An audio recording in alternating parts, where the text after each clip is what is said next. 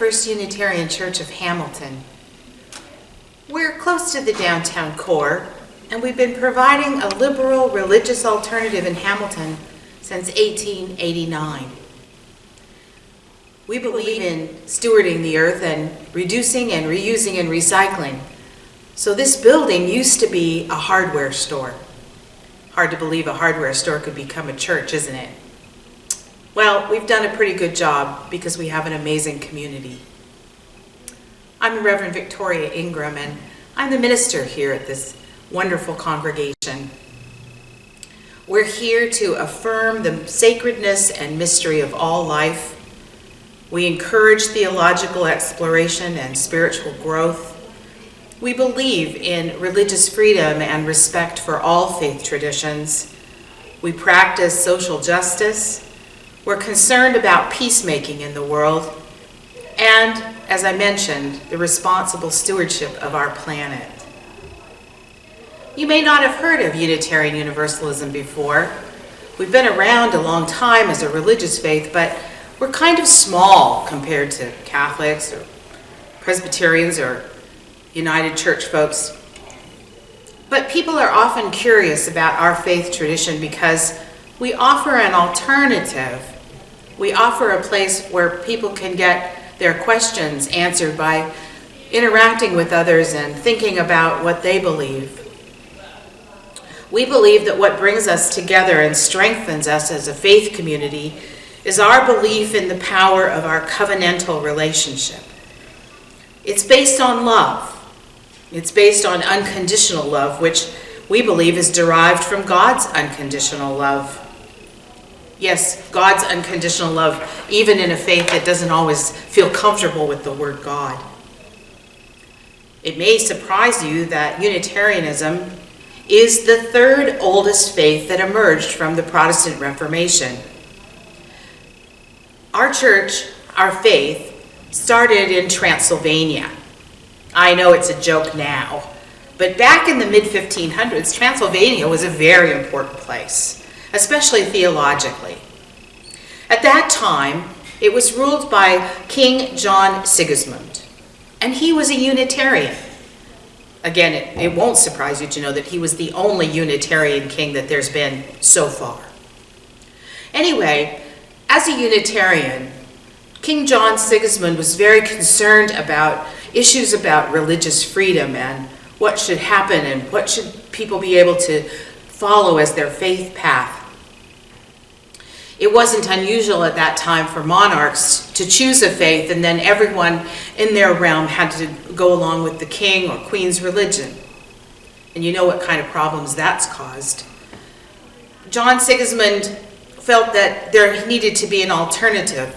And so he gathered together some of the greatest religious scholars and thinkers of the day, and he issued an edict of tolerance, so unusual for that time, allowing his subjects to choose for themselves their religious beliefs and to search for their own truth. And that's where Unitarianism got its start. It was a radical concept at the time. Unitarianism, now what does that mean? Well, you've heard of Trinitarians or the Trinity. Unitarians believe in one God. But practically what that means is, while we believe that Jesus was an amazing teacher and offered a great path for following one's life, we don't believe that Jesus is divine. He's a child of God like we all are. And what does universalism mean? Well, you might remember that another thing that came out of the Reformation was Calvinism and Lutheranism, and the faiths that told us that there were some people who would be reconciled to God and chosen to go to heaven, and others would be damned forever. Universalists rose out of a belief that God was too good to damn anyone forever, and that all of us could be reconciled to God in the end. Unitarian, one God. Jesus is an amazing teacher, but not divine. Universalism, everyone can be reconciled to God.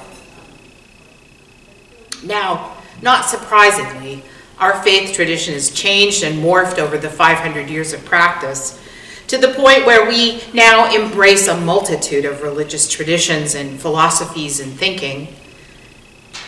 We are and continue to be a liberal and progressive faith, but we have no shared creed or dogma. When you walk into our doors, you're not asked to believe anything in particular. But we do ask you to be involved in your own spiritual journey and your own quest for truth. We have a deep regard for intellectual freedom that came out of those roots from years and years ago. And again, we're all on our own spiritual quest for our personal truth. We believe in inclusive love. We believe in having a community where people can show up being who they are and be accepted and encouraged to become our better selves.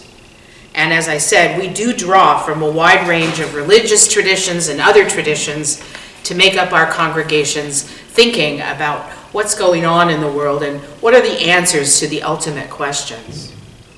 So when you come to one of our congregations, here you can find Christians and Jews, you can find Muslims and Hindus and Buddhists.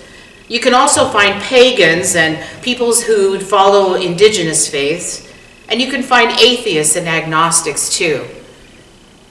We don't require, again, that you believe anything in particular or specifically, but we do want you to be on a quest.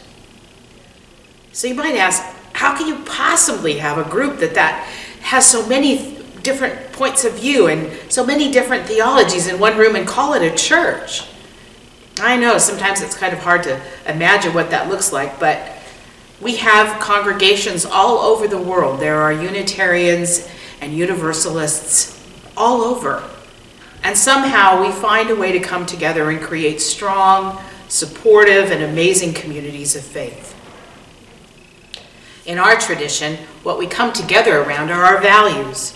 Let me tell you about our 7 principles.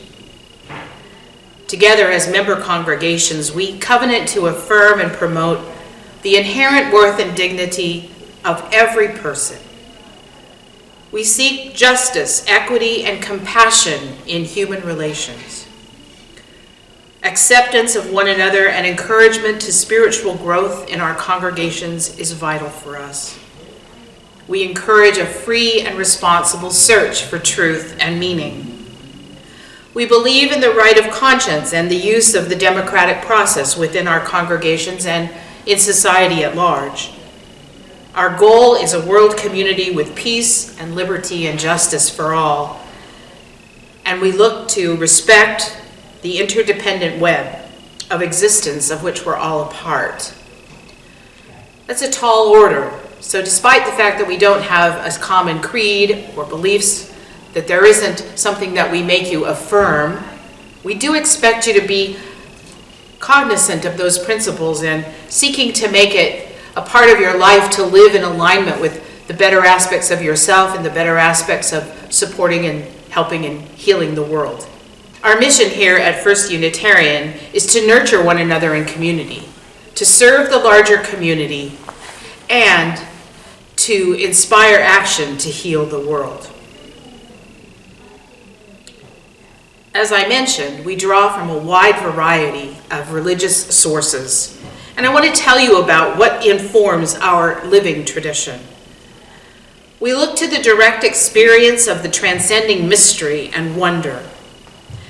It's affirmed in all cultures, and it moves us to the renewal of spirit and an openness to the forces which create and uphold life. We value the words and deeds of prophetic women and men which challenge us to confront powers and structures of evil with justice and compassion and the transforming power of love. We draw wisdom from the world's religious traditions, which inspire us in our ethical and spiritual life. Our deep roots are in the Jewish and Christian teachings, which call us to respond to God's love by loving our neighbors as ourselves. We also draw from humanist teachings, which counsel us to heed the guidance of reason and warn us against the idolatries of the mind or spirit. We follow and pay attention to the spiritual teachings of earth-centered traditions, which celebrate the sacred circle of life instruct us to live in harmony with the rhythms of nature. Sometimes people have questions about coming to one of our congregations. I know how intimidating it can be to think about going to a new church, to a new community, to come with yourself or with your family, and to wonder what you're walking into on a Sunday morning. I even understand that it can be a lot more tempting to stay in bed and maybe read the newspaper and enjoy a good cup of coffee than get up and come to a place that you've never been to at 10:30 on a Sunday. By the way, that's when we have our worship here, and you're welcome to come whenever you like. If you came to church here, you would find many things that, if you had attended a mainstream Protestant church, would look very similar to you. We sing hymns. We have readings. We have a sermon. We take an offering for the work of our congregation. We have a time for prayer or reflection. And we share with one another our joys and sorrows as a community and as people as a part of that community, so that we keep in touch with each other and we know what's going on in each other's lives. We welcome people to come to our worship services. We all welcome your questions. We welcome your curiosity. And we'll make a place for you when you come to visit us on Sunday. And why do I keep emphasizing Sunday? Well, our Sunday service is the one time of the week that we come together as an entire congregation to get to see each other and interact with each other and have a time when we can rejuvenate and recharge our batteries for facing the world outside of our faith community. The support and the love, the acknowledgement, the affirmation that we find here is a vital part of our week. There's other things that go on here too during the week. We have lectures and classes. We have all kinds of activities that are available for people who are interested in doing drumming or being a part of a reading group. There's lots going on, and we have children's programming as well. Children are welcome to stay with their families when they come to church on Sunday, but we also have an active program for our kids. For young kids, we have a nursery that has playtime. For older kids, we offer an opportunity for them to explore the world's religions and the nature around them and get to know each other through structured activities. It's okay to come to church here in your casual clothes. We're not that formal. You don't have to dress up. We just want you to show up and be here and give us a try and see if we might be the place for you. Our services start at 10:30. Pretty typical time for a worship service, and they last about an hour and 15 minutes. Like many congregations, after that time, we go out into the foyer, and there's always really good fair trade coffee. Yeah, Unitarians are a lot like other faith traditions. We like our coffee time. It's a time for conversation and checking in with each other. It's a time for catching up, and it's just a time to enjoy some good fellowship. If you take a green mug as a new person, it means I want to talk to somebody. I want to find out more, and I want to interact with you. And you're welcome to take a green mug if you come and stay for a coffee hour. Often people come here for quite a while before they decide whether this is their faith community or not, and we welcome that. That's fine too. We're always happy to answer questions. We're always ready to respond to your inquiries. We want you to understand what we're about and what we mean to each other as a faith community. So what else can I tell you about Unitarian Universalism? I started off as a young person with my family attending a Presbyterian church. It was a great faith tradition, and it served me for a long time, but as I got older, I had questions, and things just didn't work for me theologically the same as they had when I was a young child. It wasn't until I was older that I came to Unitarian Universalism. And I'll tell you, at first, I wasn't quite sure how it worked spiritually. But as I allowed myself to open up, as I allowed myself to really consider what it meant to be involved in a church community, to think about what the answers to the deep questions of life were for me, I found this to be an amazing faith community and an amazing support for my own spiritual growth and development. I had no idea that I would become a minister. That kind of came as a bit of a surprise, but it fits, and I'm happy here in this Hamilton congregation. It's a great place to be. It's a joy and a wonder to be able to serve a congregation that's as active and busy and engaged and committed as this one is. Unitarian Universalism is a liberal religious tradition that draws from a number of sources, as we've talked about. It's a place where you are encouraged to find out what it is that you believe and to answer the questions for yourself about what it means to live a good life. What happens to us after life is over? What do we do to make life good? And how do we show up as people? And what are we responsible for on our planet and to our fellow human beings? I encourage you, if you even have a spark of interest, if you think this might be an alternative for you, give us a shot. Come see us, ask your questions. We all have them and we welcome them, and you'd be welcome here. Thank you.